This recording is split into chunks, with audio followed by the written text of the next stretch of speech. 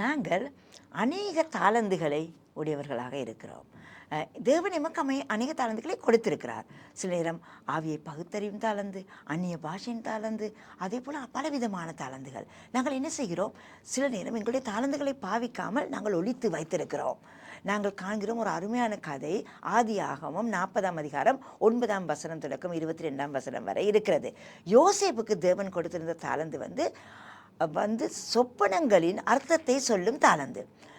அவர் சிறைச்சாலையில் இருக்கும் பொழுது 2 சிறைச்சாலையிலே 2 குற்றவாளிகள் இருந்து அவர்கள் கனவுகளை காண்கிறார்கள். 2 கனவுகளை காண்கிறார்கள். அவர்கள் வந்து யோசேப்புக்கு சொல்கிறார்கள் அவர்களுடைய கனவை. யோசேப்பு என்ன செய்கிறார்? என்னுடைய தேவனால் முடியும் இந்த அர்த்தத்தை சொல்ல என்று அவர்களுக்கு இந்த அர்த்தத்தை சொல்கிறார். ஒருவருக்கு சொல்கிறார் அந்த கனவின்படி நீ 3 நாளிலே விடுதலை ஆகுவாய். இன்னும் ஒருவருக்கு சொல்கிறார் இந்த கனவின்படி நீ 3 நாளிலே மரணத்துக்கு நியமிக்கப்படும் என்று. அதே போல 3 நாள்களிலே அவர்களுக்கு சொன்ன காரியம் நிறைவாகிறது.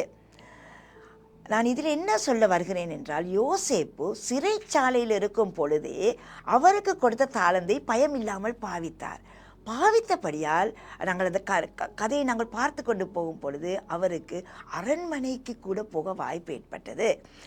நாங்கள் விசுவாசத்தோடு எங்களுக்கு கொடுத்த தாளந்துகளை நாங்கள் இருக்கும் நிலைமையை யோசியாமல், பிரச்சனைகள் இருக்கலாம், கஷ்டங்கள் இருக்கலாம், துன்பங்கள் இருக்கலாம், இந்த நிலைமையை நாங்கள் யோசியாமல் தேவன் எமக்கு கொடுத்த தாளந்துகளை பாவிக்கும் பொழுது தேவன் மகிமைப்படுவார், எங்களை உயர்த்துவார்.